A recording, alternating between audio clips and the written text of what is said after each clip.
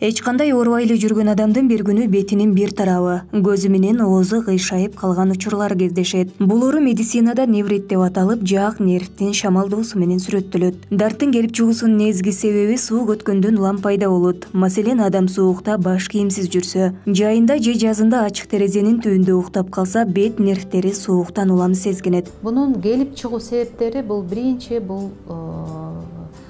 суукка кабылдоосу да, дененин суукка кабылдоосу. Качан дене суукка кабылдайт, мисалы, сквознякта жатып калат, ачык жатып калат. Машина айдаган бирөөлөр, бейтаптар болсо, машинанын суугу айнекти ачып алып ошодон болот.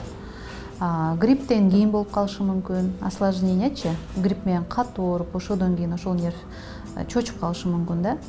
Катуу чочуганда болот. Мындай караңгы жерлерде, жаман жерлерди басып алса, мисалы, ошол дагы бир причинасы болот да. Катуу стресс, катуу мындай организм шоковый состоянияда, бир мисалы жаңылык тугат го. Жаңылык тукканда катуу шоковый состоянияга кирет го, ошол мезгилде да ошол жаак нерв шамалдап калат да.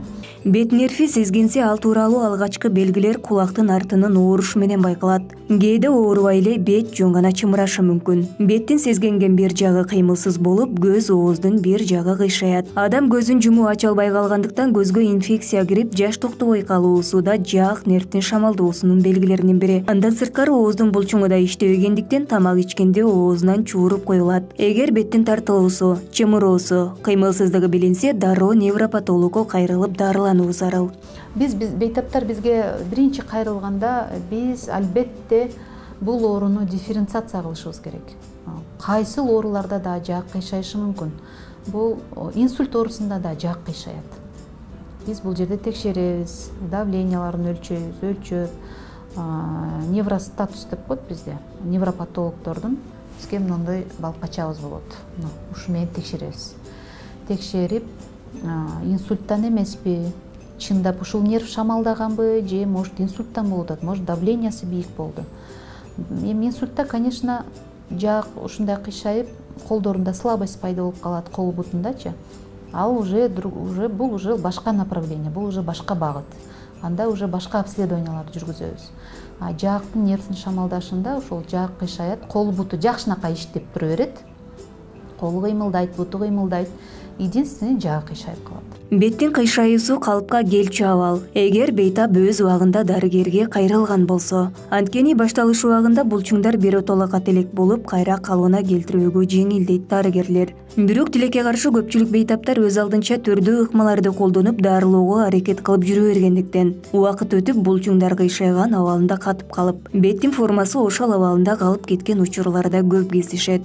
Ошол бейтаптарга айтар нерсем, эгер ошол белгилерди байкасаңыздар, бет чымырап, жаак чымырап, ооз акырын ушундай суу ичкениңерде суу агып бараткан болсо, эч кандай барат да, молдого барат, окутат, дем салдырат, ошентип жүрө беришет.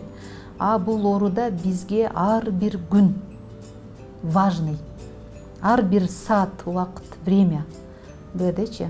Ошол ооруду сразу келсе бизге тезирээк эффект болот, тез түздүлөт оозучу. Анан бизде жүрө берет, окутат, башка врачка барат, үйдө каалаган нерсесин кылат, ошентип лечение неправильный дарылайт үйдөчү. Ошентип дарылап атып, оозу остаточный калып кетет да. Көзү жумулбаган бойдон калып кетет, же болбосо оозу кыйшайган бойдон калат, көзү жумулат, каш иштейт, бирок оозу сүйлөгөндө оозу бул жака кыйшая турган болуп, остаточный явлениялар менен калып кетет. Жалпысынан алып караганда, бул дарылоого мүмкүн боло турган оору. Эң негизгиси, бейтаптар алгачкы байкаган учурдан тарта дүрбөлөңгө түшпөстөн дароо дарыгерге кайрылуусу керек. Айнура Машрап кызы, Самат Сайдамат уулу, Ары Отан көрсөтүүсү.